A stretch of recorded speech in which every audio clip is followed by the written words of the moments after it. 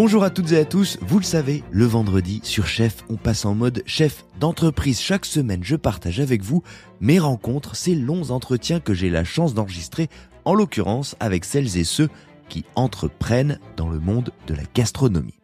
Et aujourd'hui, je suis heureux parce que lorsque je fais une belle rencontre, je me réjouis de partager avec vous ce moment. Voici donc venu le temps de partager le fruit de ma rencontre avec Valérie Leguern-Gilbert, présidente de Mauviel 1830. Alors, tout est dans le nom, celui-ci vous le connaissez, c'est la référence ultime de l'ustensile de cuisson, une manufacture sans nul autre pareil, et la date, ça vous donne une idée de la longévité de cette entreprise. Mauviel, c'est le temple pour les chefs, la Rolls des casseroles, des poêles, de la légendaire turbotière, ils font tout. Et ils le font pour les avoir vus avec un savoir-faire qui n'a jamais retiré la main du processus de production. Tout ce qui sort de chez Mauviel, cette entreprise mondialement reconnue, a été façonné à la main par les ouvriers de cette maison qui fait rêver tous les cuisiniers. Bref, je voulais en savoir plus, car derrière un tel savoir-faire, une telle entreprise, il y a forcément une grande histoire. Et je n'ai pas été déçu. Car au sortir de ma visite de l'atelier, je pensais avoir rencontré la part la plus impressionnante de la manufacture, et je me suis assis en face de Valérie. Je vais pas vous raconter les choses et son histoire avant qu'elle ne le fasse, mais en termes d'entrepreneuriat, vous vous apprêtez à entendre un récit hors du commun. Parce que si son nom ne l'indique pas, la mère de Valérie Leguern-Gilbert s'appelait Mauviel. C'est sa famille qui, depuis près de 200 ans, travaille pour la cuisine, le métal. C'est ici qu'elle a grandi et c'est dans les pas de son père qu'elle a marché pour diriger aujourd'hui l'une des plus prestigieuses manufactures du monde. De là à parler d'héritage, on pourrait croire qu'il n'y a qu'un pas, sauf qu'il y a un océan et des tempêtes. Car cette société, elle ne lui a pas été donnée, elle l'a rachetée, et 2 fois même, et vous allez entendre le récit d'un parcours que beaucoup n'auraient pas pu emprunter, d'épreuves que beaucoup n'auraient pas pu endurer. En certains endroits, vous l'entendrez, la mâchoire se serre et les larmes viennent parce qu'on ne lui a rien donné et qu'elle a tout conquis. Vous allez découvrir sans filtre toute l'histoire de Mauviel, l'histoire de Valérie Leguern-Gilbert.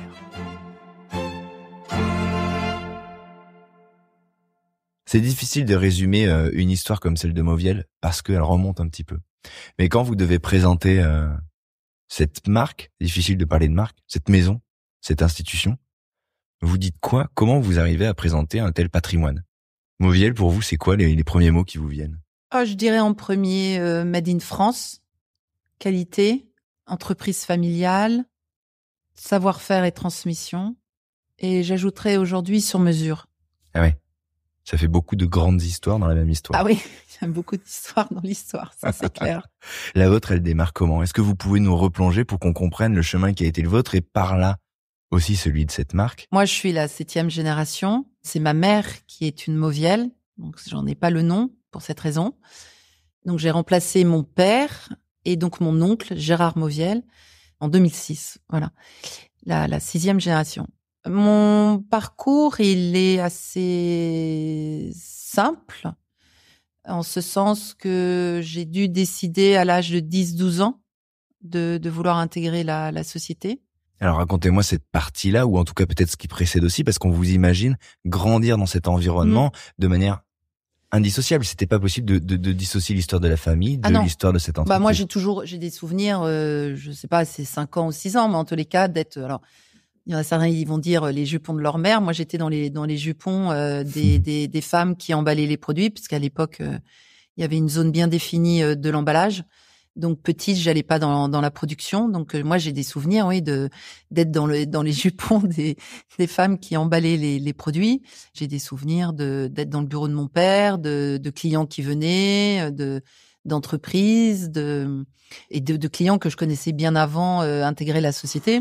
On a tous une représentation enfant de la profession, d'un milieu, d'un secteur, d'un métier. Vous disiez quoi quand vous voyez ces produits, cette production, votre père au bureau, les clients, vous le voyiez comment cet univers-là? J'ai pas de souvenir précis de cela, mais je pense quand même. Alors souvent on se fait une introspection quand on a des questions parce que c'est pas toujours voilà. Mais je pense que c'est la fabrication. C'est la manufacture. Parce que je suis une passionnée de la manufacture. Je n'ai pas Je ne sais pas réparer une machine. Mon père était un technicien. Moi, je suis pas une technicienne. Hein. J'ai pas eu un parcours de technique, mais je suis une passionnée des process, et une passionnée de la fabrication. Et je suis persuadée que les souvenirs, c'est vraiment la fabrication. C'est le bruit des marteaux, c'est les machines, l'emballage. C'est vraiment la production, la manufacture. Vous avez évoqué un âge. Vous avez parlé de 10-12 ans. L'endroit de votre vie où vous dites, bon, ça va être ça ma perspective. Qu'est-ce que vous vous dites à ce moment-là et pourquoi? Alors, je veux dire 10-12, je dis 10-12 ans parce que moi j'étais persuadée que c'était 15-16 ans à peu près, quoi. Vous voyez, au moment où on doit choisir ce qu'on va faire comme parcours d'études. Et en fait, c'est des amis d'enfance qui m'ont dit qu'à 10-12 ans, j'en parlais. Donc voilà. Donc moi je n'ai pas un souvenir précis d'eux, c'est des amis d'enfance qui m'ont dit mais à 10-12 ans, t'en parlais déjà.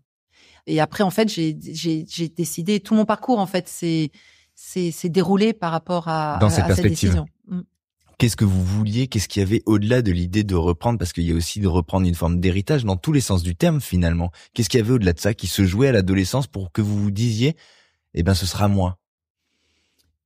Alors, je pense que c'est le mot devoir. Ah ouais. C'est un devoir de gérer cette entreprise. C'est le devoir de travailler dans le respect des 6 générations d'avant et de préparer la 8e. Si vous me demandez une phrase quand je me lève le matin, c'est ça tous les jours. Encore aujourd'hui? Ah oui, bien sûr. Et jusqu'au bout.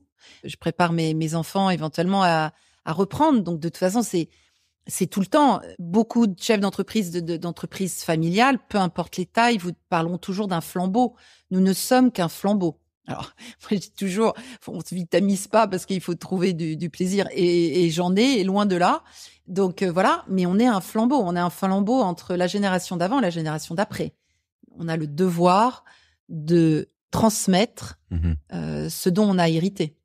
Et donc, à cet âge-là, où justement on doit commencer à prendre une voie, vous avez déjà finalement une finalité en perspective. Ouais. Et c'est pour ça d'ailleurs, c'est une extrême chance dont je suis redevable. Oui, tout raisonnement ou toute déviation. Je suis extrêmement chanceuse. Ça veut pas dire que c'est facile, parce que souvent on pense que quand on hérite d'une société, on hérite avec une cuillère en argent dans la bouche. Non, mais en tous les cas, c'est une extrême chance parce que c'est une base. Et puis on voit le cap. Surtout. Et on voit le cap. Et c'est pour ça que je suis très attachée, vraiment, aussi bien dans l'usine que même autour de moi, et plus spécifiquement sûrement quand mes enfants étaient plus jeunes, à percevoir et aider, si je peux, à ma manière, même des jeunes à trouver leur voie. Parce que il y a beaucoup de jeunes qui ne savent pas ce qu'ils ont envie de faire. Et moi, j'ai juste été extrêmement chanceuse de savoir et de le faire. Ouais. Après, voilà. Il a fallu rentrer sur ce chemin-là. Voilà. Mais comment se passent justement ces années qui vont vous amener de je veux faire ça à l'âge de l'adolescence à finalement un peu plus tard une réalité? Vous allez du coup orienter votre parcours en fonction de cette finalité-là. Bah oui, parce que moi, si je parle de mon parcours, j'ai fait donc évidemment le bac. Donc après, j'ai fait une école de commerce. Puisque en restant dans cette région ou pas du tout? Non, pas du tout. Moi, j'ai fait 2 ans de prépa à Paris et une école de commerce à Paris pendant 3 ans. Donc 5 ans à Paris. Et puis après, je voulais apprendre l'anglais parfaitement, puisque l'entreprise faisait déjà 50% à l'export. Ah ouais. Donc il fallait que je parle anglais. Et je voulais vraiment apprendre l'anglais en immersion. Donc je suis partie presque 1 an à Londres pour apprendre l'anglais. D'accord. Et puis il se trouve que voilà, je suis rentrée plus tôt que prévu, ou je ne sais pas. Et donc, en 1992, et j'ai dit à mon père, voilà, je veux intégrer la société. Et donc, je l'ai intégré en 1992.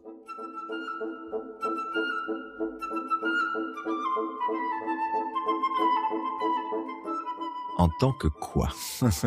Alors, mon père n'avait pas vraiment prévu que je l'intègre. Donc, en fait, j'ai fait moi-même mon poste.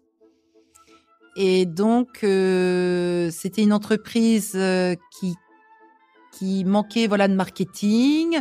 C'était le début de l'informatique, donc j'ai acheté par exemple le premier ordinateur. Donc je faisais marketing et j'ai surtout pris en main. J'ai travaillé pour le marché américain parce que c'est notre plus gros marché. C'était déjà notre plus gros marché, c'est toujours notre plus gros marché. Et en l'occurrence, un client historique qui est toujours notre plus gros client aux États-Unis, avec qui mon grand-père avait commencé de travailler en 1960, les magasins Williams-Sonoma, qui sont maintenant un des plus gros groupes au monde. Mais mon grand-père a commencé avec le fondateur pour son premier magasin en 1960 Et donc, je gérais les États-Unis au niveau commercial, marketing, informatique. Et puis, progressivement, mon père m'a demandé de gérer, par exemple, le CHSCT, donc les conditions de travail. Mais voilà, c'est ce que j'ai fait les premières années.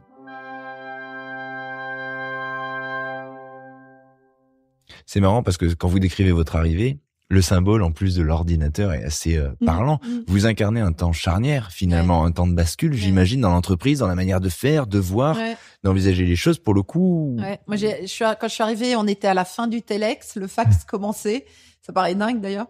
Et j'ai acheté le premier ordinateur. Donc, en fait, oui, j'ai amené...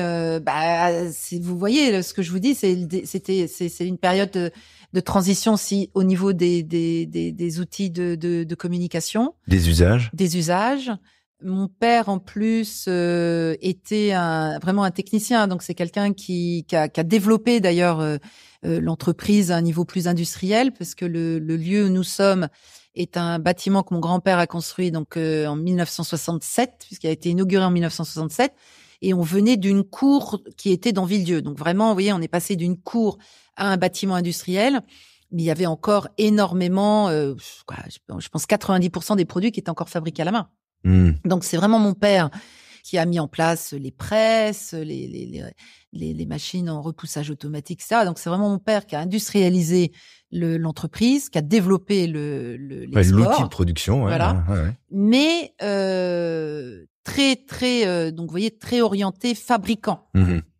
Moi, c'est sûr que de par mon école et mon expérience pendant 2 ans à Paris et à Londres, moi, je suis quand même plus issue du marketing et de la communication, mais aussi business. Donc, j'ai aussi commencé à travailler sur des nouveaux outils, vous voyez, catalogue, plaquettes, des choses comme ça, mais très succinct, puisque à l'époque, nous étions encore 80-90% sur le marché de l'hôtellerie. D'accord. À l'époque. Comment on arrive, et vous le disiez, dans une entreprise qu'on ne nous confie pas encore, puisque en l'occurrence, quand vous entrez, on vous en remet pas les clés, vous allez devoir inventer, entre guillemets, une nouvelle compétence, une nouvelle mission. Comment on rentre dans une institution en étant la fille du maître des lieux? Est-ce que, comment on s'impose, comment on se lie, même si je pense que les gens qui étaient ici, vous connaissez depuis toujours?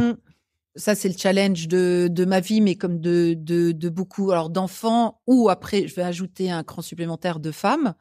On a toujours à prouver sa place. Donc, évidemment, on doit prouver, malgré le fait d'être la fille d'eux, mais on n'est pas non plus le fils d'eux. Donc, voilà, c'est pour ça que j'ajoute ce cran. Et puis après, quand moi j'ai repris, après, il a fallu prouver qu'on est une femme gérant une manufacture. Mais ça, c'est encore un autre sujet. Mais il faut... Vous les voyez, ces enjeux, à cet âge-là, à ce moment-là? Parce que là, pour le coup, on se parle de ça il y a déjà... Complètement. Ah, et vous le voyez, vous savez, vous Bien dites sûr. que vous allez devoir passer par-dessus. Ah oui, puis je crois que quand on prend cette décision d'intégrer une entreprise familiale, faut mieux l'avoir en tête. Ouais. Et votre père, il vous y prépare à ça? Est-ce qu'il vous dit parfois ça va pas être simple? Non. Non, mon père était quelqu'un qui ne parlait pas beaucoup et donc je n'ai jamais échangé avec mon père là-dessus. C'est vraiment moi qui, à plusieurs reprises, j'ai failli la quitter d'ailleurs, parce que mon père était quelqu'un de très charismatique, industriel, donc vraiment technique, qui a créé des produits, qui a créé des outillages, mais ça ne m'a jamais perturbé cela, parce qu'en fait moi c'est pas ma formation et je n'avais pas de... Oui, il y a pas de comparaison.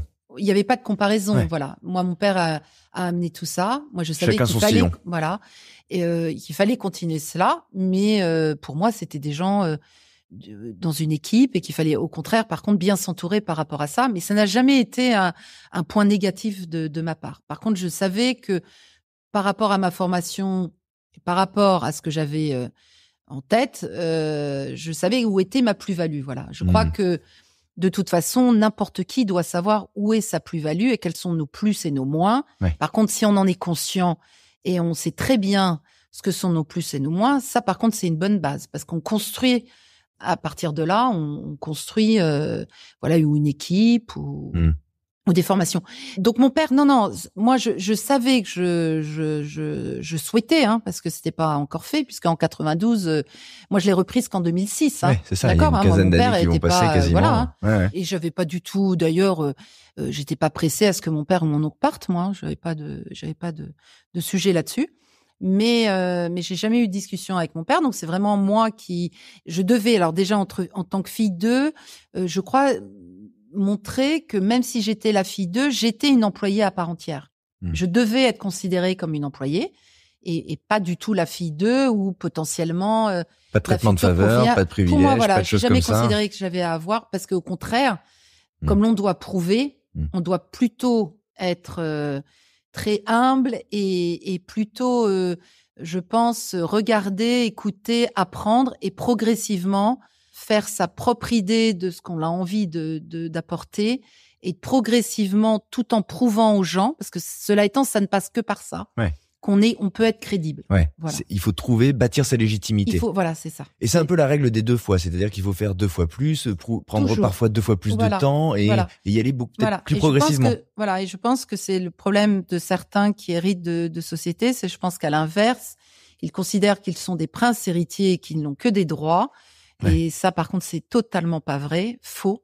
Ce n'est qu'un devoir et c'est double travail. Oui. Vous, on sent que dès le début, vous vous dites que vous êtes au service d'une marque. Oui. Vous parlez de votre père là parce qu'on parle du père forcément, mais la famille. Ouais, de cette génération. Alors c'est la famille de façon générale, parce que quand je parle de la famille Mauviel, c'est aussi bien la famille du sang, mais aussi la famille du cœur. C'est la famille des employés. C'est-à-dire que c'est une famille. Alors ça veut pas dire que c'est angélique, je veux dire, j'oublie pas bien sûr. Les employés, etc. Attendez, mais en tous les cas, le parapluie, c'est ça, c'est la famille Mauviel. Ouais, il y a une double responsabilité. Moi, quand j'ai intégré en 92, Villedieu-les-Poêles, donc où nous sommes, était encore à l'époque la cité du cuivre. C'est-à-dire que c'était toute la ville tournée autour de ça. Et c'était des centaines d'employés qui étaient des dinandiers. Oui. Aujourd'hui, on est les derniers, et puis de toute façon, on était les seuls à fabriquer que des ustensiles d'écusson. 99,9%, c'était des artisans qui fabriquaient des objets de décoration en cuivre. Donc, on avait des familles entières. Donc, c'est pour ça, le mot famille est évidemment a une importance capitale pour moi, parce que j'ai encore actuellement dans les équipes, j'ai un ami d'enfance, mais il y a eu son père, sa mère, son oncle, son cousin. Bon voilà, et c'est comme dans beaucoup de villes en France d'ailleurs. Vous êtes les Mauviel. C'est les Mauviel. Voilà. Vous le vivez comment, ça, justement, d'avoir ce nom en héritage de fait depuis toujours? Est-ce que c'est un sujet ou pas du tout? Si, c'est un sujet parce que c'est ce qui porte, c'est la base. Donc c'est une passion d'un côté et un challenge de l'autre. C'est pas du tout un poids parce que ça peut l'être parfois d'un point de vue localement. Non, je dirais que c'est un challenge, mais pas un poids. Pour moi, un poids c'est négatif. Ouais. Donc challenge quoi? Il faut être à la hauteur. Ah bah oui, bien sûr. Moi, j'ai un ami d'enfance qui m'a dit que dans Villedieu, tout le monde s'attendait à ce que je plante la société. Mais je veux dire, comme tout héritier, entre guillemets, je veux dire, le fils d'eux, la fille d'eux, c'est assez, on s'attend en premier à ce que on va tout plier. Ouais. Et puis au bout de 2 ans, les gens se rendent compte qu'en fait non, tiens. Donc c'est pour ça que c'est approuvé. Et ça, si on ne l'intègre pas, c'est compliqué. Et ça peut ne pas marcher. Et le danger, c'est que la famille du cœur, c'est une chose, donc on va dire la 6e génération ou pas, mais ça reste une entreprise avec des employés. Et là, il y a un moment, il y a des limites aussi, vous voyez, au jeu, ou en tous les cas, au challenge ou à la passion, parce que ça reste une entreprise avec des employés qui ont un métier et qui sont leur source de revenus pour leur famille. Donc c'est là où c'est pour ça que il faut toujours le bon équilibre entre la famille, la passion, l'histoire, la transmission, mais aussi c'est un business comme un autre. Cette distance dont vous parlez, on a l'impression que ce sont des choses de la même manière que le rapport à l'héritage, entre guillemets, au sens large. On a l'impression que ce sont des choses que vous captez, vous, direct. Ah oui. Ouais, mais... Et je l'ai vécu, Je l'ai vécu parce que mon frère était dans la société, donc a intégré la société jusqu'en 2011 et actionnaire. Puisque donc en 2006, moi j'ai repris la société avec mon frère et aussi un groupe d'actionnaires que mon père souhaitait avoir pour me m'encadrer. Et en fait, avec mon frère, bien à un moment, il y a eu la crise des subprimes. Donc, vous voyez, moi, j'ai connu moins 35% pendant 10 mois. Ouais. Donc, les stratégies doivent évoluer, parce que voilà, le monde bouge. Et en fait, on n'avait plus de stratégie commune. Mon frère a décidé de quitter la société et de vendre ses actions. Donc, j'ai racheté la société 3 fois, moi. Oui. Donc, c'est dur quand même parce que, voilà, moi, je l'ai pas hérité que moi. Ouais, bien sûr. J'aurais aimé, mais il y a un moment, ça reste une entreprise. Et une entreprise, elle est familiale ou pas familiale, les règles sont les mêmes pour tout le monde. Même s'il y a plus d'affect, évidemment, même si on doit tout faire pour transmettre. Mais à un moment, les règles au quotidien, elles sont exactement les mêmes. Pas simple. On va revenir là-dessus, mais si on remonte quand même un peu le fil, parce qu'on se parle de 92, on arrive en 2006.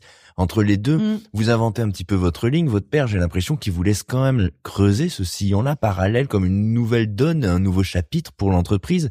Vous l'emmenez vers quelque chose d'autre, vous apportez une compétence un peu différente. Comment vous allez écrire cette dizaine ou cette quinzaine d'années? Comment vous allez petit à petit vous installer? Alors, c'est pas que moi, c'est qu'après, vous savez que le monde change. J'ai cru comprendre. Beaucoup. Et surtout à cette époque, moi qui suis pareil, qui ai vu les années 2000, il y a une charnière. Internet, tout ça, tout arrive au même moment. Oui. Je dirais, moi, entre 1992 et 2013, c'est quand même 21 ans où il y a eu pas mal de choses. Et donc, en 95, je pense à peu près. Alors déjà, mon père a créé ça a été un bouleversement, un gros changement, mais qui donc s'est prolongé après, puisque mon père a créé notre première gamme en multicouche inox en 95. En l'occurrence, beaucoup pour des chefs comme Alain Ducasse ou Joël Robuchon, parce que c'était le début de l'induction en France. Ah oui. Et il fallait que ça puisse... Et en fait, les chefs, n'avaient pas de produits en inox encore. Puis c'était que le début de l'inox, c'est pas si vieux que ça, l'inox. Ouais. Qui avait les mêmes caractéristiques et performances que le cuivre. Et donc mon père avait créé cette première gamme qui s'appelait Induc Inox en 7 couches, donc en 1995. Donc ça a déjà été une première quand même grosse évolution, puisque nous, on était fabricants de cuivre et d'aluminium. Ah oui. Voilà, c'était quand même pivot. Notre identité. Donc voilà, pivot, et puis industriel d'office, parce que là, il y a pas de dinanderie, il y a rien. Là, je pense à peu près au même moment, ça a été le début. Moi, j'ai fait mon premier déplacement 93, je crois, à New York. Un de nos revendeurs, qui est d'ailleurs toujours un client à New York, m'avait dit, vous savez, Valérie, le dernier budget dans un restaurant, c'est la cuisine. On achète le lieu, on rénove la salle, la table, les assiettes, les rideaux, et puis comme physiquement, géographiquement, plus vous allez derrière le mur, donc la cuisine, il y a pratiquement plus de budget. Et donc, alors nous, on a vécu ça, vous voyez, 4-5 ans après, ça a commencé en France. Je pense que ça a été le début avec du développement comme des groupes, comme peut-être COS, je sais plus c'est ça exactement, mais en tout cas, vous voyez, ces lieux à thème, avec une décoration. On charge l'expérience et finalement. Avant. C'est ça. Et donc, en fait, les budgets en cuisine ont diminué. Même moment, une augmentation flagrante des importations de fabrication asiatique, donc d'inox avec des fonds rapportés. Troisième élément, le service en assiette. Ah oui. Donc, disparition progressive du service en salle. Donc là, il y a tout un univers de plats et de services qui disparaissent du spectre de la restauration. Alors surtout les budgets. Surtout les budgets en cuisine, puisque donc un jour, un de nos concurrents vendait moins cher que ce que nous, on achetait la matière. Donc là, vous dites, là, ça va être compliqué. Donc ça nous a pris 2 minutes, mon père et moi. Là, par contre, là, vous voyez, avec mon père, on arrivait quand même, à échanger quand même. Et donc, en fait, mon père et moi, on avait 2 options et ça nous a pris 2 minutes. Et quand je vous dis 2 minutes, c'est 2 minutes. Option 1, on reste sur le marché de l'hôtellerie, mais il va falloir qu'on change la qualité de nos produits. Oui. Sûrement importer beaucoup plus. Option 2, on veut toujours rester fabricant à Villedieu et jamais changer la qualité de nos produits.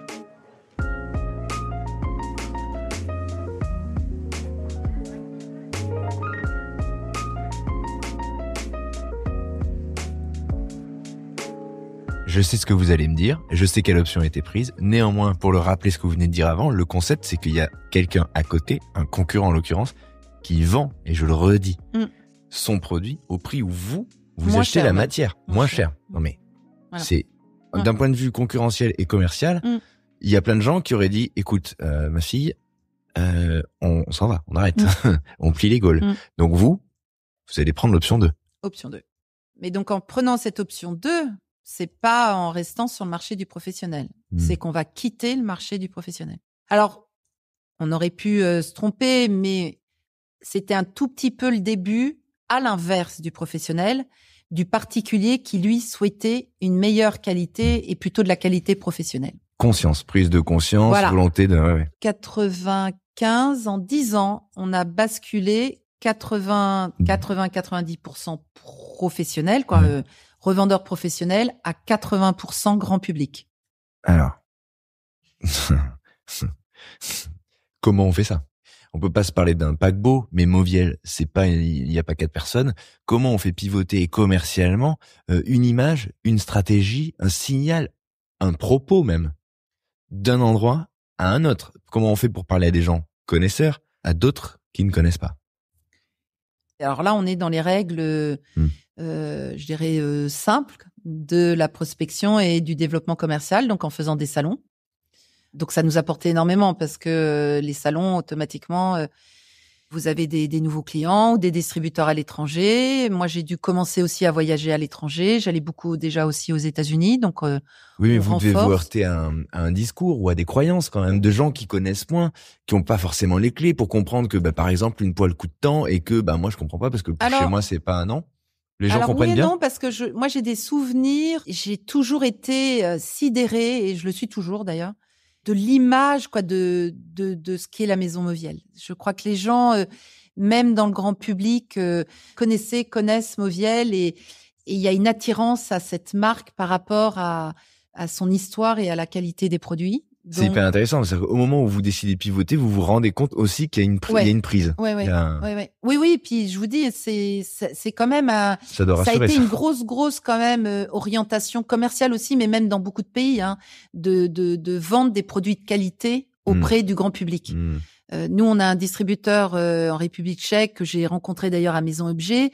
C'est le distributeur qui, il y a 30 ans, a décidé d'importer toutes les marques de qualité pour la cuisine ou la maison.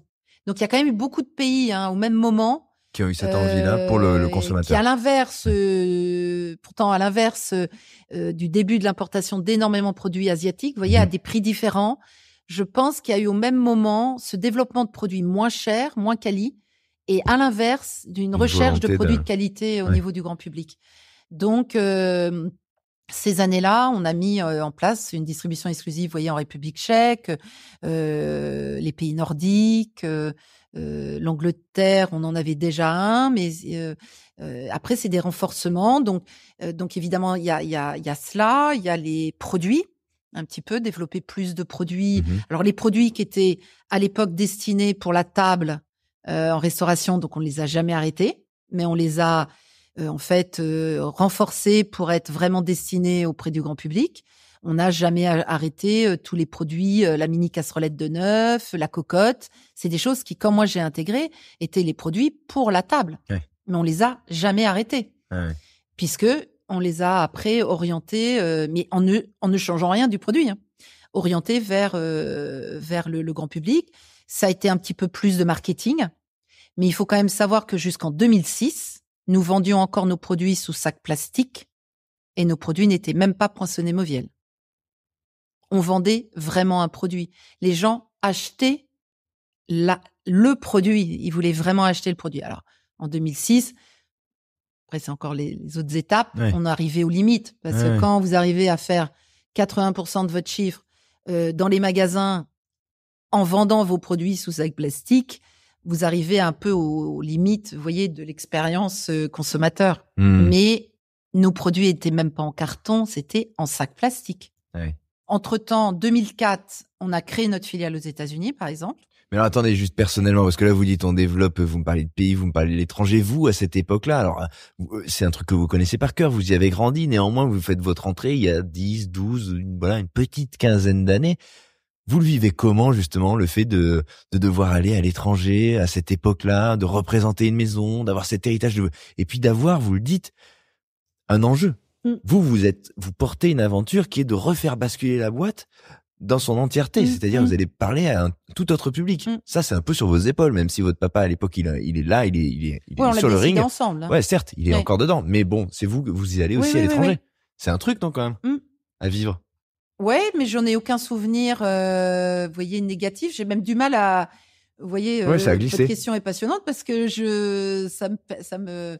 vous voyez pas descendre avec votre petite valise en disant, oh là là, dis donc, là, je débarque, il va falloir que... Non, parce que, alors là, je sais pas d'où ça vient. Alors, est-ce que c'est le fait que, depuis l'âge de 15 ans, je suis souvent allée à l'étranger, mais je suis allée dans des familles au mois de juillet pour apprendre l'anglais. Ouais. Donc ça, c'est pas une expérience qui vous la connaissez. Voilà, oui, mais j'ai déjà une appétence aux autres cultures. En tous les cas, vous voyez, et peut-être aussi que comme la société faisait déjà 50% à l'export, je pense que j'ai intégré de façon naturelle l'international. C'est un peu dans l'ADN. Ça, c'est sûr. Ouais. Parce que voilà.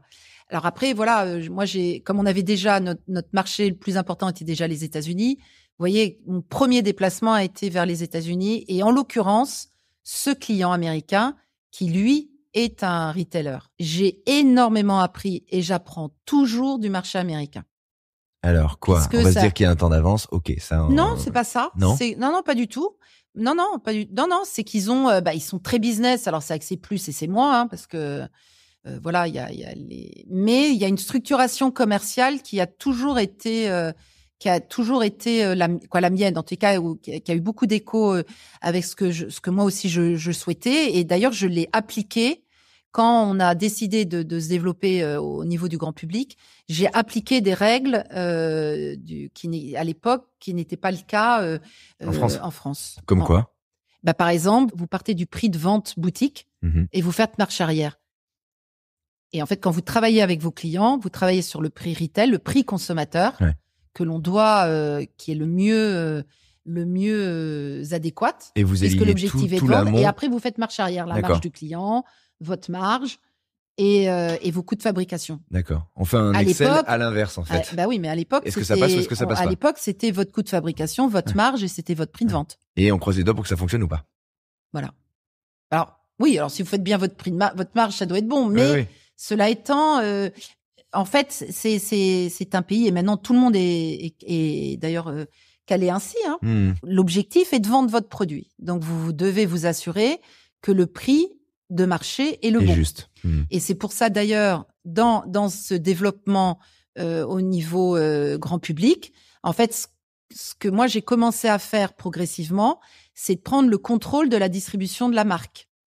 Ce qu'on avait commencé avant 2004 en prenant soit des distributeurs exclusifs. Donc, quand vous avez un distributeur exclusif, c'est de travailler en profondeur avec lui. Donc, c'est le marketing, c'est les photos, c'est les bons prix. Ça, c'est quoi? C'est une manière de garder la main, d'être sélectif et de voir et de mesurer un peu le signal que vous envoyez à tous les niveaux. La fixation des prix, l'image que vous voulez renvoyer. La marque. La marque. Ouais, on lâche pas. Bah oui. Et en fait, en 2004, c'est pourquoi on a créé notre filiale aux États-Unis, c'est qu'en fait, 1 an ou 2 ans avant, nous nous sommes rendus compte avec mon père qu'en fait, ok, c'était le plus grand marché, mais comme on vendait à différents canaux, on retrouvait le même produit, un à $200 et l'autre à $100. Et en fait, on arrivait aux limites, puisque si vous voulez, tout le marché du retail dans notre milieu s'est développé, s'est structuré. Le consommateur commençait à avoir un produit à 200, un produit à 100. Et donc, on a décidé de créer notre filiale en 2004. Donc, notre filiale américaine existe depuis 2004. Et pourquoi une filiale aux États-Unis? C'est parce qu'à la différence d'autres pays, on avait des distributeurs exclusifs. C'est parce que c'était un de nos plus gros marchés et on souhaitait vraiment garder le contrôle, alors là, total, vous voyez, de la distribution de nos produits aux États-Unis. Donc ça, on l'a créé en 2004. Et en 2004, c'est la même année, on a commencé à fabriquer nos montures maintenant, qui sont les montures que moi j'ai développées pour l'ensemble des gammes, donc avec la marque, avec le nom Moviel sur l'empâture. La date après, on en parle depuis tout à l'heure, on tourne autour, c'est 2006. Comment ça se passe? Parce que ça se passe. À un moment, il y en a un qui s'en va, il y en a une qui c'est peut-être pas si symbolique et ça s'est peut-être passé en une journée, mais en même temps, en 2006, c'est vous qui reprenez cette institution. Ouais. Qu'est-ce qu'elle vous évoque, cette date? En fait, pour arriver déjà jusqu'en 2006, il y a eu des étapes, il y a eu quelques moments un peu, je dirais, compliqués. Donc, moi, je l'ai repris, donc, on va dire 1er octobre 2006, puisque mon père a annoncé la veille au soir qu'il quittait la société aux employés. Et après, il n'y a jamais remis les pieds. Hein, donc, C'est impressionnant. Ouais, ouais.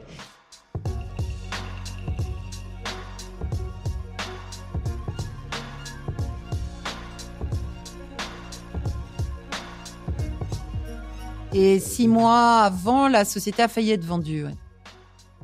Voilà. En 2004, on arrivait un peu aux limites, si vous voulez. Donc, comme je disais, on vendait encore les produits sous sac plastique, etc. Et donc, en fait, là, on était vraiment aux limites, si vous voulez, on va dire des outils commerciaux pour. Il fallait passer un step. Ouais, voilà, il faut vraiment passer un step parce que les clients, là, vraiment, bon, voilà, les produits sont super, mais au prix aussi où c'est vendu, hein, parce que bon. Il fallait vraiment qu'on développe le packaging, les leaflets, bon bref, tout ce qui va avec. Mon père était un technicien, pas du tout issu du marketing. Il savait que de toute façon, dans quelques années, il allait arrêter. Et donc, il souhaitait pas du tout passer ce cap. Voilà.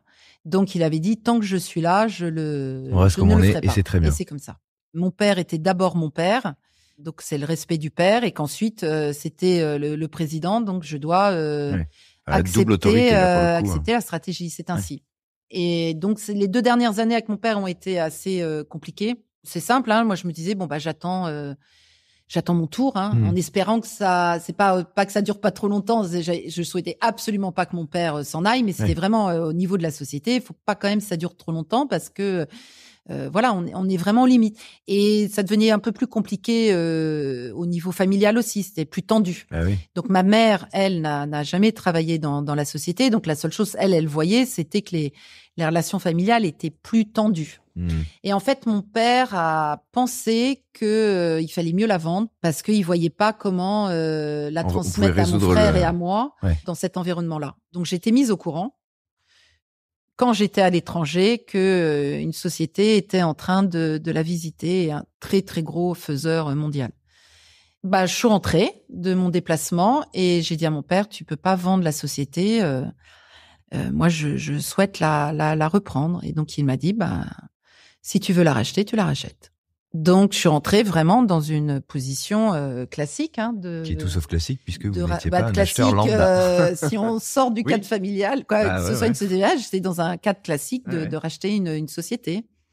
Donc, mon père a très vite vraiment abandonné l'idée de cette société qu'il voulait racheter parce que j'ai dû les gérer pendant plus d'1 mois puisqu'il voulait vraiment l'acheter, cette société. Donc, voilà, même le montant augmentait tous les jours. C'est des gens qui avaient des vignobles, donc on m'envoyait régulièrement des caisses de vin, etc. Il fallait que je sois très diplomate parce que comme c'était un très gros fabricant, il fallait pas que je me les oppose de trop, voilà.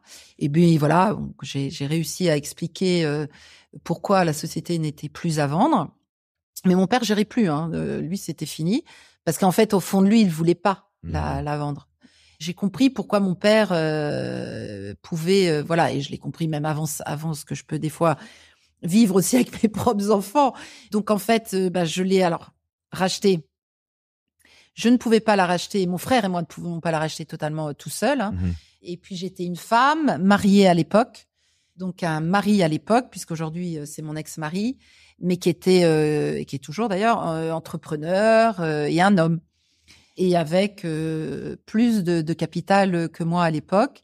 Et mon père souhaitait aussi qu'un groupe d'actionnaires rentre aussi pour pouvoir, donc il y avait un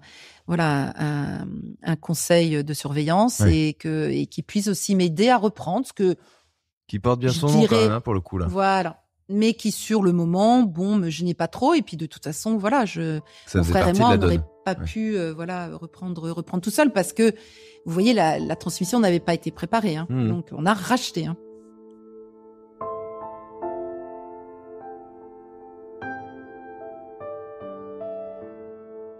Les acheteurs ont visité en février 2006. Et puis, le 30 septembre au soir, mon père a annoncé à tout le personnel qu'il arrêtait, qu'il partait à la retraite. Et 1er octobre, il était plus là, il n'est jamais revenu. Et puis les clés, ça y est, je les avais. Avec mon frère.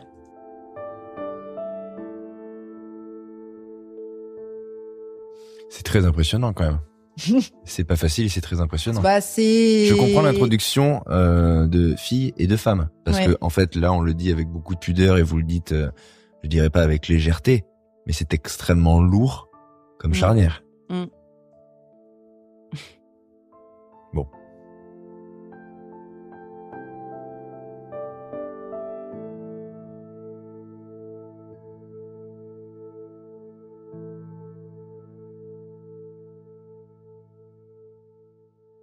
Qu'est-ce qui s'est passé ensuite alors?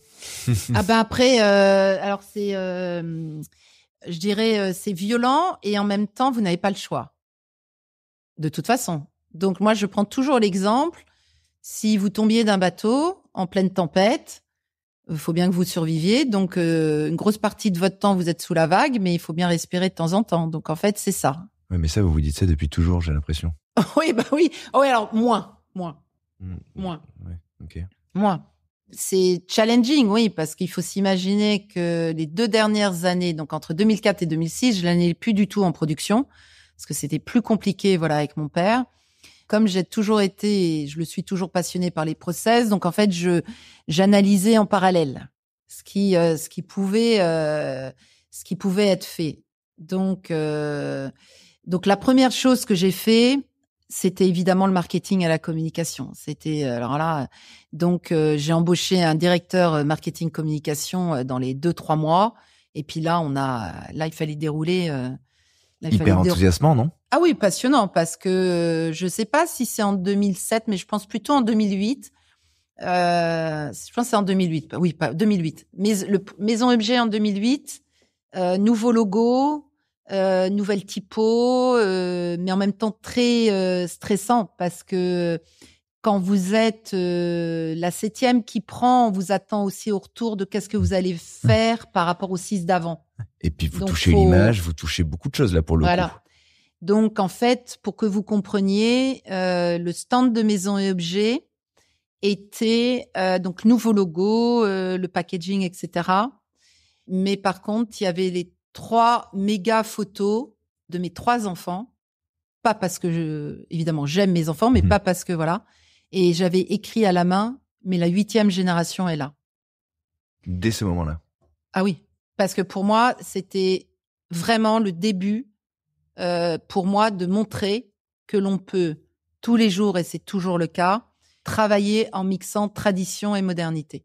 Ouais. Voilà. C'est qu'on peut passer une nouvelle étape en termes d'image et plus moderne, mais la modernité, pour moi, se doit et se construit de toute façon sur une base de tradition. Voilà. Ouais, mais là, vous êtes déjà en train de parler de la prochaine génération à une époque où, quelque part, vous commencez, vous, à prendre la main. Voilà. Donc, c'est étonnant comme réflexe. Oui, mais c'est pour ça que quand je vous dis qu'on est un flambeau, on bascule de toute façon très vite dans cette chose-là. C'est-à-dire que, OK, on est la 7e, mais on est déjà vers la 8e. Mais, non, et puis en plus, si je puis me permettre, c'est aussi malin parce que ça envoie un autre signal à tous celles et ceux qui pourraient se dire, on va voir comment se trébuche la 7e.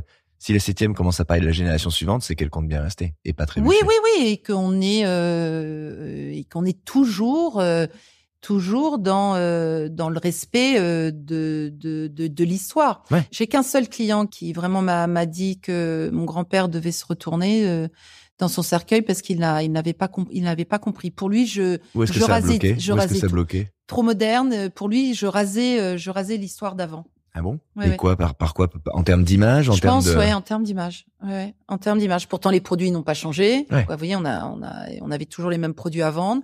Mais vraiment, en termes d'image, je pense que c'est compliqué. Je peux vraiment l'entendre, vraiment, que pour des entreprises ou qui sont tellement ancrées dans l'histoire, comment peut-on moderniser tout en respectant l'histoire? C'est un vrai sujet, hein. Ah bah oui. C'est un vrai sujet. Quand vous en parlez, quand vous dites Oui. qu'on change l'image, C'est qu'on pas, touche au logo, c'est c'est pas comme une anodin. opération. Là, vous êtes en train de faire une opération et on n'est Ouais. pas sûr de comment le Ouais. patient va se réveiller Ouais. en fait. Et puis nous, on est fabricants et je me permets de rajouter cela parce que je me rappelle, j'étais dans ma voiture, je me suis arrêtée parce que là, il fallait que je comprenne. Et en fait, l'agence de communication, elle est la seule avec qui j'ai travaillé parce que nous, on fait tout en interne. Mais c'est une agence, voilà, un couple avec qui j'avais vraiment, il faut que je flash au cœur, quoi. Voilà, voilà, c'est quelqu'un de super compétent, mais change, ça m'intéresse, quoi. Vous voyez, c'est pas intéressant humainement, bien sûr. c'est pas la peine. Et en fait, il me dit, Valérie, il va falloir que vous lâchiez le complexe du fabricant. Parce qu'en fait, nous, on est fabricants. Mais en fait, quand on vendait des produits, on les vendait avec, il fait 2 mm, il y a 3 rivets, il fait tel poids, voilà. Et ce qui est important, Bien certes. sûr. Sauf que quand vous êtes sur le marché, C'est pas ce qu'il y a de plus sexy comme discours. Voilà, mais quand vous êtes sur le consommateur, il faut des critères, mais peut-être pas rentrer dans cette technicité. Mais sauf que moi, j'avais du mal, quoi. Parce qu'avant, vous voyez. Ils sont super nos rivets. Voilà. C'est intéressant d'un point de vue entrepreneurial de dire qu'à certains moments et à certains stades de l'évolution de son entreprise, parfois, il faut être capable de s'arrêter, de prendre du recul pour raconter son histoire différemment. Hyper compliqué.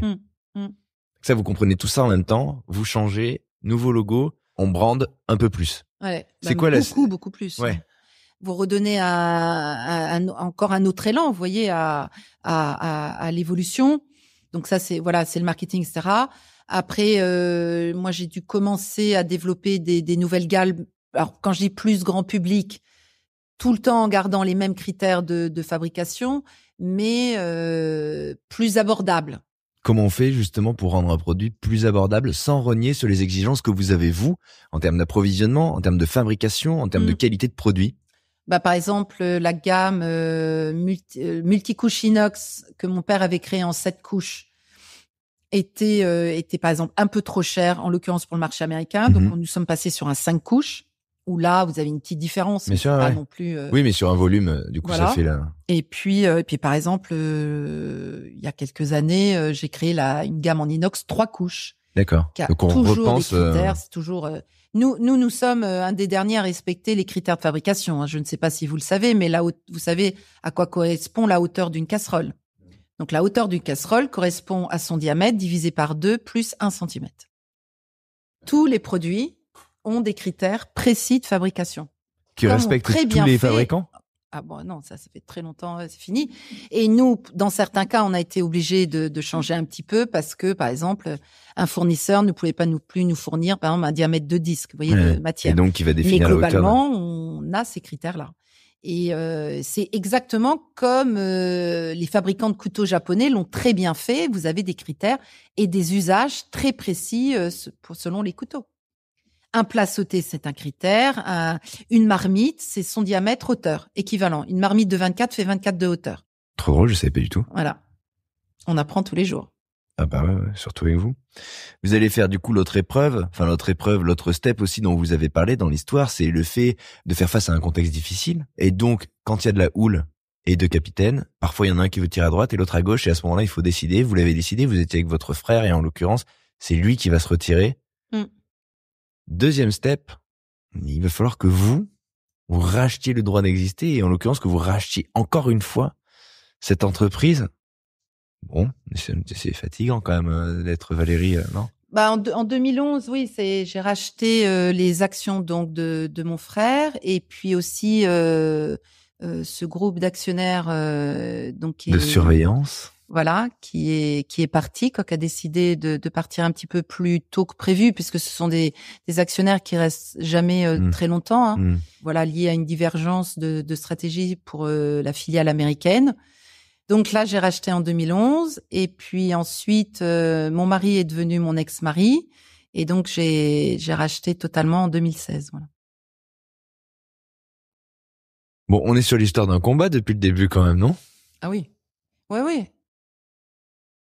Bon, après, je pense que ça, peut-être moi, c'est un petit peu plus chargé que d'autres, mais bon, de toute façon. Un petit peu.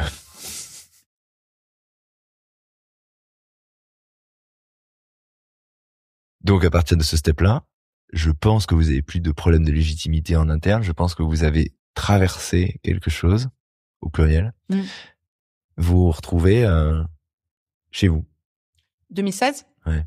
2016, oui. C'est quoi l'état d'esprit là? Parce que c'est quand même particulier. Vous avez traversé. Ouais, je pense que j'avais déjà intégré sûrement bien avant. Hein, peut-être. Je pense que c'est surtout à partir quand même de 2011 parce que mon ex-mari de toute façon n'y travaillait pas. Oui, il n'y avait pas d'implication particulière. C'est symbolique. Voilà. 2011. Voilà, un petit peu compliqué au début parce que même si c'était très bien pour l'entreprise, c'est vrai que de ne plus travailler avec mon frère, vous vous retrouvez quand même un sentiment un peu seul. Vous voyez, bien pour l'entreprise, mais au niveau, je dirais familial, c'est dommage. Voilà, moi je sais pas ça, je souhaitais pas ça. Comment on se quitte? Parce que là, on se quitte beaucoup dans cette histoire, sans jamais vraiment se quitter. C'est pas facile de se quitter. Alors en fait, quand on au niveau de la société, c'était non, j'ai vraiment repris, j'ai continué l'entreprise totalement. C'est-à-dire qu'en plus, l'image de l'extérieur, ça a été plutôt que des gens ont pensé que j'avais mis mon frère dehors. Hein. Donc ça, malheureusement, c'est classique. Mais je pense qu'il faut être honnête et puis de toute façon j'avais pas à justifier de ce qui s'était passé. Et donc, le temps finit par faire la clarté. De là, vous n'avez pas à vous justifier, c'est qu'il y a rien à justifier. Mais c'est facile entre vous à ce moment. Oui, c'est plus. Je pense. Oui, parce que mon frère en fait après a créé sa propre société, c'est ce qu'il avait envie. À la base, c'est quand même sa décision. Hein. C'était sa décision. Je pensais plus moi qui intérieurement il y a eu une petite période plus compliquée parce que ce sentiment de reprendre une société où normalement il aurait dû être dedans. Je devais pas être la seule actionnaire de cette société-là. Et moi, je vais très loin, donc je pense aux enfants, vous voyez, donc voilà. Et il y a ce truc qui vous anime aussi, qui est de dire je ne dois pas lâcher. Parce que là, à plein de moments, on se dit mais... Non, mais après, il y a l'environnement. De toute façon, on pouvait pas me faire lâcher. Hein. 2011, la filiale américaine, ça y est, démarrait bien, quoi. Et avec la crise des subprimes, moi, j'ai commencé à ce moment-là à beaucoup voyager. Parce que là... Il fallait diversifier. Puis c'est surtout, si vous voulez, c'est quand vous connaissez, vous prenez moins 35% du 1er janvier au 30 septembre. Moi, j'ai licencié de façon économique 10 personnes. Je peux vous dire, vous prenez votre sac à dos et votre crayon et votre calculette. Hein. Donc, c'est là où j'ai commencé beaucoup à voyager. Et donc, 2011-2012, c'est là où j'ai commencé à sentir qu'il y avait un retour des produits qualitatifs dans le monde du professionnel par les chefs. Ah oui. Voilà. Parce que eux s'étaient laissés aller quand même pendant un moment. Nous, on faisait toujours 80%. Hein. Les 20% qu'on faisait, c'était avec des chefs comme Alain Ducasse, des chefs vraiment qui avaient été éduqués et qui avaient encore les budgets et qui n'ont jamais remis en cause l'ustensile de cuisson. 2011-2012, moi, je commençais à entendre des chefs qui disaient on est allé trop loin, on a oublié à abandonner les bons ustensiles. Et en fait, et ça avait beaucoup plus commencé dans les pays nordiques. Vous savez, c'était le début des chefs nordiques qu'on commençait à gagner beaucoup les Bocuse d'Or, etc. Et puis même les Festibest, c'est là où il commençait à y avoir le règne et donc, et moi, je commençais à avoir des clients grand public, surtout des distributeurs exclusifs, qui me disaient Valérie, c'est bien de dire, et on sait que Mauviel équipe de grands chefs, mais qui précisément et avec qui? Moi, en 2013, je ne connaissais pas un seul chef. Oui, c'est ce que j'allais vous demander. Elle est où votre histoire avec les chefs et les grands noms? Parce qu'on se parle d'Alain. 2013, 0. Ah oui. Je ne travaillais absolument pas sur le marché du professionnel puisque vous aviez inversé la vapeur. Clients, mais bon, voilà. Et je ne connaissais pas un seul chef. Et comme je sentais qu'il y avait un retour, donc pour 2 raisons, c'était une demande donc de nos clients qui souhaitaient qu'on ait plus de choses concrètes à communiquer sur nos liens avec les chefs. Là, on se parle d'image. Ouais, image. Et moi, par contre, ça commençait à être une vraie frustration parce que on fabriquait certes toujours à Villedieu, toujours la même qualité professionnelle, destinée aux professionnels. Et moi, je connaissais pas un chef, rien. Ça, c'est votre petite frustration à vous à ce moment-là. Je disais, c'est-à-dire que ça devenait, c'est un peu dommage, on va pas au bout du truc. C'était pas très crédible, si vous voulez. Même si c'était vrai. On travaillait bien toujours avec des chefs. Mais Il y avait pas de Mon lien. discours manquait de réel, en fait. Parce que moi, je disais, on équipe les grands chefs, mais en fait, voilà. Vous les connaissiez pas. Et donc, c'est là que j'ai commencé. Donc, j'avais des clients qui me demandaient précisément qu'on ait un partenariat avec un chef pour donc oui, crédibiliser Bien sûr, ouais. la qualité pro qui était existante, Valider, mais auprès valider. du grand public. Ouais, pour le qui valider. voulait, Des voilà. ambassadeurs, finalement. Voilà. Et donc, pendant presque 1 an, j'ai étudié plusieurs chefs parce qu'en fait, je savais qu'on travaillait avec tous les grands chefs. Oui. Mais alors, choisir lequel Mmh. sans être au détriment d'un ou pas, même si je travaillais pas à l'époque avec eux directement. Mais Bien voilà. sûr. Et en fait, d'ailleurs, j'ai toujours le carnet avec une page Mauviel et une page Yannick Aleno. Et pour différentes raisons, j'ai contacté Yannick Aleno et Yannick Aleno, à l'époque, on est sur l'époque Meurice. oui, Cheval Blanc déjà aussi, Ouais, bien sûr. Ouais. à Courchevel. Ah ouais. Donc là, on est sur l'époque où Yannick Aleno marche sur l'eau. Voilà. Et donc, je sais qu'il travaille avec nos produits. Donc, c'est un vrai potentiel partenariat. Et c'est le nom dont tout le monde parle. Et c'est les 3 étoiles au Meurice, Ouais, c'est Courchevel, ouais. c'est avant qu'ils partent du Meurice. Et donc, on a commencé à travailler en 2014. Il m'a dit oui immédiatement. Donc, même valeur, même stratégie de développement, même connaissance des produits, la qualité des produits et surtout l'importance du produit en main. Ouais. Vraiment. Là, vous allez vous rapprocher d'un grand nom, d'une signature, d'un homme qui incarne. Mais pas que ça. Ouais. Parce que c'était au début où des événements comme Goemio, Omnivore, Bocuse d'Or cherchaient aussi des partenariats avec des marques plus vraies, quoi, ou en tout cas avec une vraie histoire. Mmh. Donc là, j'ai oublié mes ratios appris dans une école de commerce, donc ratio marketing chiffre d'affaires. Et donc là, on est devenu partenaire de Goemio 2014. Ensuite, on a été main sponsor du Bocuse d'Or. On était partenaire d'Omnivore. On faisait des événements partout. Sauf que je n'avais pas du tout prévu d'entendre que des chefs me disent « on est tellement content de vous revoir ». Et en même temps, des chefs qui ne savaient pas qu'on fabriquait de l'inox, puisqu'ils pensaient qu'on était que sur du cuivre, et même d'autres chefs qui ne connaissaient pas du tout, parce qu'on l'a quand même quitté pendant presque 20 ans. Il fallait refaire le lien. Bah en fait, le lien s'est refait.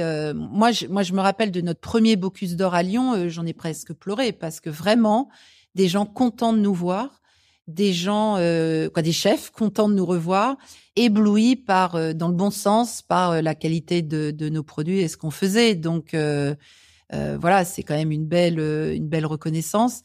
Et donc j'avais d'ailleurs embauché un manager pour qu'il soit l'ambassadeur de la marque auprès de revendeurs. Mmh. Et en fait, certains revendeurs restaient encore sur le fait que Mauviel vendait du cuivre, et j'avais tellement de demandes de chefs qu'en fait, c'est comme ça que j'ai commencé aussi la distribution directe auprès de chefs ou de groupes, puisqu'il y avait une demande. Ouais. Il y avait vraiment une demande.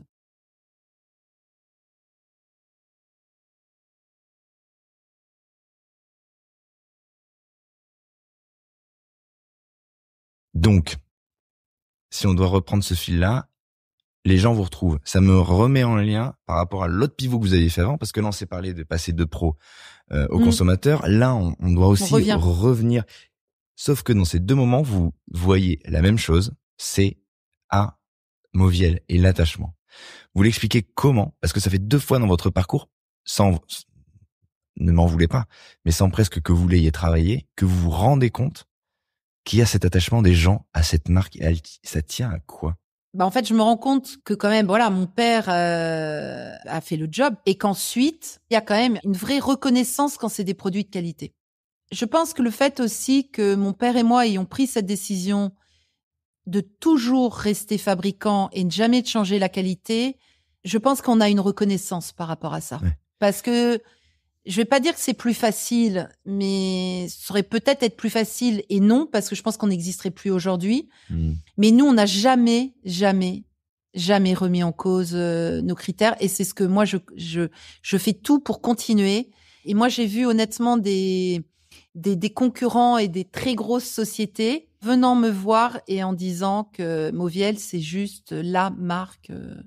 Parce que je pense qu'on a, et c'est ce que je suis d'ailleurs, c'est que j'adore faire du business, mais en tous les cas, ça ne doit être jamais au détriment de nos valeurs et de nos histoires. Mais parce que cette conviction, consciente ou non, finalement, qui vous habite depuis toujours, elle accompagne finalement aussi la vie des consommateurs. On a tous, à un moment, été tentés de basculer de l'autre côté et de se dire, Saint-James, c'est bon. Moi, mon pull, je peux l'acheter chez Célio.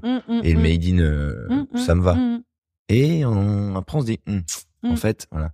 Il y a un peu ça, cette envie de revenir. Et je pense que c'est ce qui est arrivé aux chefs, d'ailleurs, ce pourquoi on a quitté pendant 20 ans. Et c'est ce pourquoi j'ai entendu certains chefs, et pas des moindres, dire on est allé trop loin. Ouais. Parce que je pense qu'aussi, l'ustensile de cuisson, si vous voulez, pour les chefs, et exactement quand Yannick Aleno m'a dit ça, c'est tellement ça, c'est que il dit la casserole est au chef, ce que le pinceau est au peintre. Ouais. C'est la continuité de ma main, c'est la continuité de ce que j'ai en tête, de ce que j'ai envie de créer. Ma main agit et la casserole transforme le tout. Ouais. Et donc il faut qu'elle soit d'une qualité à la hauteur de l'excellence qu'on vise. Et c'est ce qui est important de faire comprendre aux consommateurs grand public, c'est que c'est pas simplement, et tant mieux, ça l'est aussi, un bel objet, mais c'est surtout un objet efficace qui aide vraiment à faire le plat. Et peu importe si on est 3 étoiles ou débutant, et je dirais que c'est encore plus quand on est débutant, qu'on se doit d'avoir les bons outils. Ouais. Et donc je pense que c'est ce qui s'est passé en 2013 et ce pourquoi les gens étaient contents de nous revoir et de voir qu'on avait toujours les mêmes produits et la même qualité. C'était aussi les ramener, eux, à leur source. Ouais. Et rassurer. Et ce qui était et toujours les produits utilisés par les chefs de la gastronomie française. Votre rapport avec les chefs à partir de ce moment-là, j'imagine qu'il s'est densifié, que aujourd'hui vous avez densifié. À l'époque, vous ne les connaissiez pas. Aujourd'hui, je pense que vous en connaissez beaucoup et que votre lien avec eux, c'est intéressant quand même d'être la personne qui produit le prolongement de la main de... Ah oui, c'est-à-dire qu'en plus, entre-temps, dans un objectif absolu de sauvegarder nos métiers artisanaux, donc la dinanderie, j'ai commencé à développer le sur-mesure avec les chefs, où le point de départ a été une demande de Jean-François Piège qui m'avait appelé pour moderniser une fondue qu'il souhaitait pour l'ouverture du Clover Grill. Et c'est là que j'ai commencé à travailler avec un designer. Et je me rappellerai toujours que, voilà, Jean-François Piège m'a appelé en disant, Valérie, c'est exactement ce que je souhaitais. C'est-à-dire, il y a toujours le produit traditionnel de base, mais modernisé. Et on en revient à la tradition et la modernité. Ouais. Et en fait, ça a tellement plu que je me suis dit, c'est un des moyens de faire travailler les dinandiers. Alors ça vous ouvre une porte pour le coup. Oui, et ça va vous donner encore une nouvelle. Ça va peut-être vous donner étape. aussi une autre compétence que les gens vont regarder un peu Exactement. différemment. C'est-à-dire, et surtout une j'arrive. vraie différenciation. Ouais, j'arrive, je vois, je comprends tes besoins et je vais y répondre. Exactement. Et ça, c'était pas incarné ici avant vous, en Pas du l'occurrence. tout. Non, pas du tout, puisqu'on fabriquait des produits qu'on fabrique toujours à la main, comme les turbotières ou les braisières. Mais ce sont des produits qu'on vend au catalogue. Ouais, bien sûr. Donc. Et ça, vous allez le développer.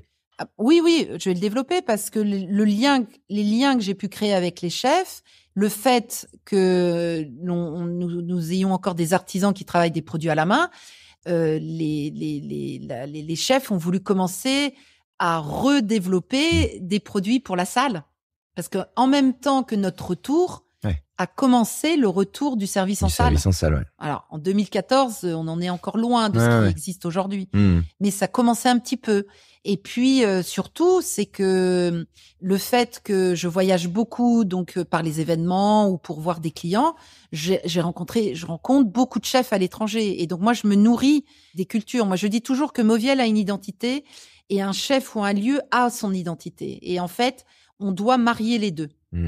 L'identité Mauviel n'est pas au détriment de l'identité du chef ou du lieu. On doit mixer les deux. Et donc, en fait, mixer les deux, c'est travailler ensemble, c'est échanger, c'est comprendre. Alors, ils se nourrissent de quoi? Ils sont structurés par quoi vos échanges aujourd'hui avec les chefs? Parce qu'on a l'impression que vous nous parlez de ça comme si vous étiez une couturière qui débarque et qui prend un mannequin et qui dit « je vais te faire la robe qui te convient ». Si je prends un exemple précis avec Jean Imbert quand il a repris le relais Plaza. Jean m'a demandé de venir pour lui proposer des produits. En fait, vous nourrissez du lieu art déco, telle couleur, donc c'est automatiquement du cuivre. Et puis de toute façon, ils souhaitaient du cuivre. Après, les chefs ont leur appétence selon les matières. Et donc, comme une de mes montures préférées est très art déco, je l'ai adapté à des corps choisis en fonction des plats qu'à l'époque il allait faire. Là, vous créez une collection en fait. Voilà. Moi, je ne suis pas designeuse, mais par contre, j'adore, et je pense que c'est ce qui fait notre identité aussi, c'est de mélanger, de prendre une monture d'une gamme, de la mettre sur le corps d'une autre gamme, ou d'adapter un corps à une hauteur, ou des choses comme ça. Faut imaginer que nous, on a à peu près, je pense, en moyenne 300 corps, formes, et on a 2500 références. Donc, on en a 900 au catalogue et on en fabrique minimum le double en hors catalogue. Ah oui. Sur mesure ou hors catalogue, oui. Qui se fait du sur-mesure? Que les chefs? Oui, que en sur-mesure, c'est vraiment les chefs. Ils jouent quoi dans cette idée-là? Est-ce qu'il y a un truc d'ego? Est-ce qu'il y a un truc non, de je pense pas. C'est volonté? vraiment c'est d'exprimer quelque chose. Mais quoi? À travers. Qu'est-ce qu'on imprime en changeant, pardon de parler vulgairement, la queue de sa casserole ou la poignée? Alors là, on parle de produits sur la table, hein. Pas en cuisine. Oui, oui. Hein. Oui. On parle de produits Okay. pour la le table. Le sur-mesure n'est que à la vue et alors donc après, il doit servir un propos. En cuisine, ça peut être une envie d'avoir. Petit goût de. Non, ça peut être le fait aussi. Il y a eu le début quand même des cuisines ouvertes. Ouais. Donc on a envie d'un produit qui soit plus, comment dire, pas présentable, mais esthétique, plus esthétique ouais, pour les consommateurs. Ouais. Donc on va préférer par exemple une monture bronze à une monture en fonte, par exemple. Vous voyez. Il faut savoir qu'il y a 30 ans, les codes étaient très simples. Hein.